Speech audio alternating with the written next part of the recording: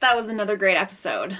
I think we're in for a hell of a battle next episode. I cannot imagine people who watched this live had to wait, like, what, 6 months for the finale? 6 months for the last episode? Wow, that's crazy. First of all, Princess, I love her. Unlike I was saying that, they wanted us to feel sympathy for Virgil, and I couldn't because this was a character that we just met, and so I didn't care about him yet. I instantly cared about Princess. It's rare, but sometimes you get these characters in any show.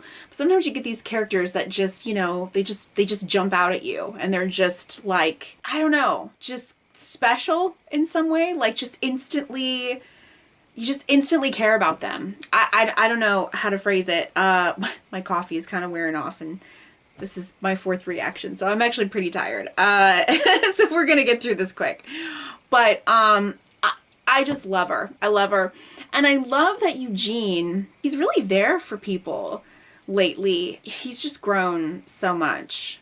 And I love when characters use their past experiences in a way that, shows self-awareness.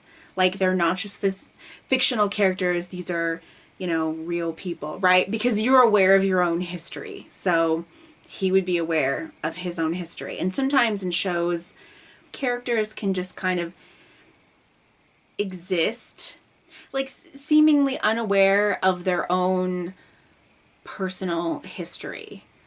And so I just love that about Eugene. This is like 2 episodes in a row, I think, that he has, reached out to somebody like, yeah, I understand you. I've been in a similar kind of situation. So I'm very happy that Princess is going to be joining the team. I hope she sticks around and becomes part of the family.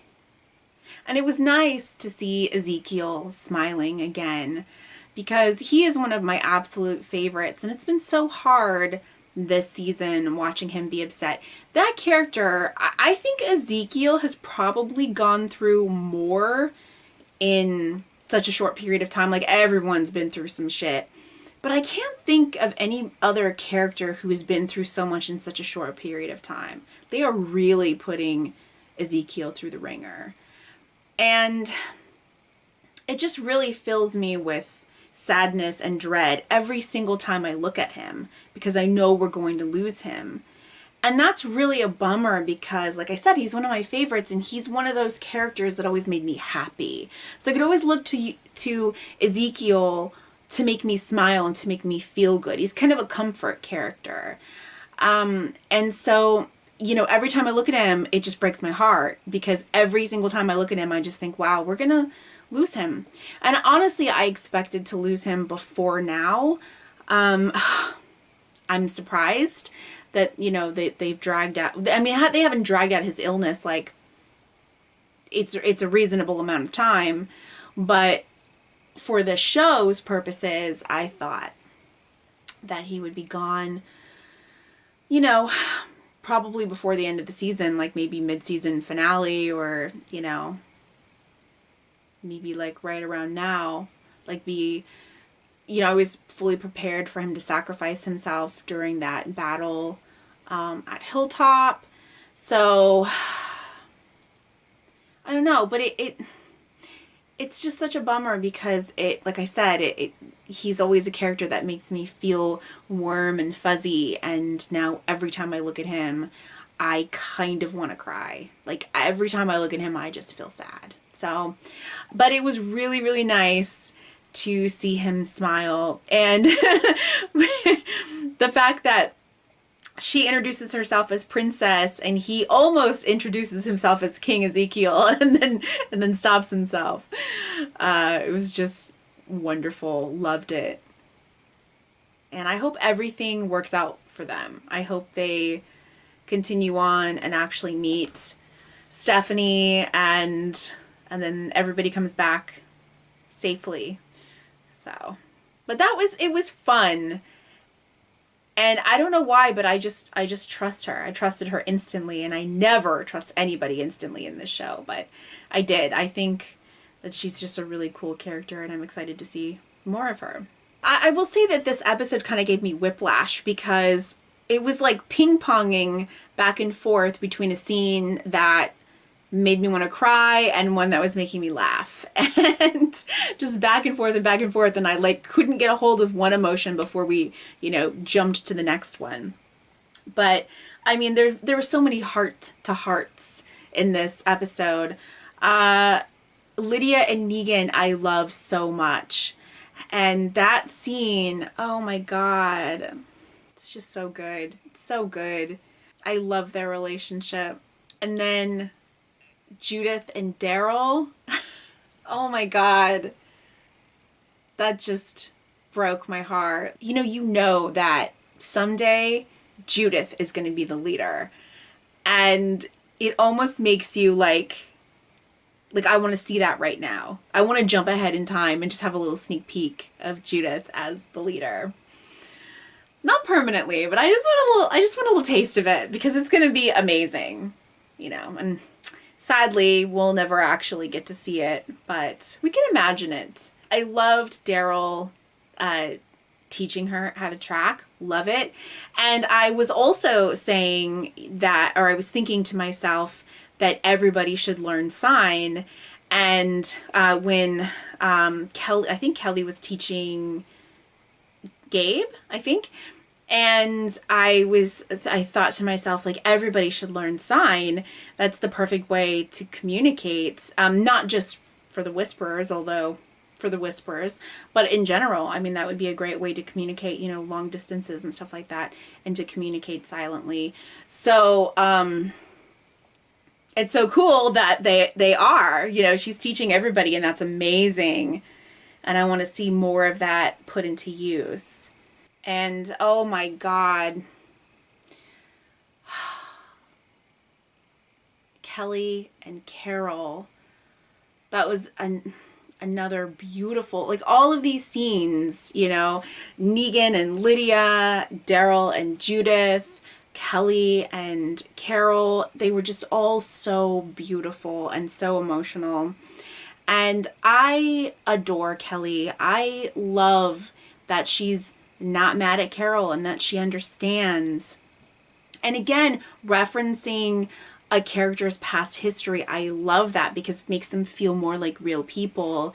And in this case, it wasn't Carol talking about her past history like it was with Eugene, but Kelly has heard stories about Carol, and so, she was talking about it, and I love that. And yeah, I just love how she isn't mad at her. She's not blaming her for what happened to Connie. And she knows in her heart that Connie is still alive. And I do too. And then, oh God, Melissa McBride. Oh, anytime she's got tears in her eyes, anytime she's crying, it destroys me. She's so amazing. And, I liked that it seemed, she really apologized, which she should have. She needed to. She said, like, with Magna, she said, apologizing and begging forgiveness and everything, like, what's that going to do? That's not going to make anything better. But I think she really did need to apologize to Kelly. And I feel like she's genuinely sorry. And when she said if she could go back, she would do things differently, I believed that. So I really do hope that we have turned a corner with Carol, and that she's going to start to heal and be more of her old self. Like I said, I have loved every single thing that they've done with her forever. But I've loved this season in particular. I think she's such an amazing character. She's one of my favorite characters of all, top 5 favorite characters in anything ever. I think Carol is just brilliant. But like I said before in my last reaction, I am ready for her to, continue to grow and to progress beyond this stage in her arc. So I think she has. That's kind of what I'm feeling from that scene. And I'm really excited that we're going to have this big battle, this big showdown in a new location. This hospital, at first I thought it was like the same hospital from season 5, but that was in the city, so it can't be. This looks more rural. Rural? Rural? Whatever, you know what I mean? It's out in the woods. But I just like the idea of, you know, a different location, and they're not destroying Alexandria or Oceanside. Although there's going to be some serious damage in Alexandria from taking the herd through it, but it'll be salvageable. So I'm glad about that. And just the possibility, you have all of these buildings, all these rooms, like it could just be really interesting, kind of like the first Beta Daryl showdown in whatever building that was. That was like an apartment complex or something like that under construction. But it makes me miss Connie even more. Like, she should be here kicking ass with everybody else. So I guess we're just not gonna find Connie unless she pops up. I mean, she could pop up in this next episode, and that would be a really nice way to end the season. But I don't think they're gonna wrap that up. But it would make sense, like, maybe if she got, like, back in with the herd, maybe. I'm not going to get my hopes up. Okay, that's it. I'm very tired. I hope this was coherent. It's not really, there wasn't a whole lot going on. Oh my god, Aaron was captured. Holy shit. He's one of my very, very, very favorites in this show. Like, I will lose it if anything happens to Aaron. Oh my god. I can't believe I forgot about that. You know I'm tired if I forgot about that, because yes. Oh, my heart is pounding just thinking about it. I can't lose Aaron, you guys. I refuse. I refuse. Oh. Okay. All right, I'm done. I want to watch the next episode so bad, but I'm really tired. So I think 4 is enough for one day. So, all right. Thanks so much for watching. I'll see you next time. Bye.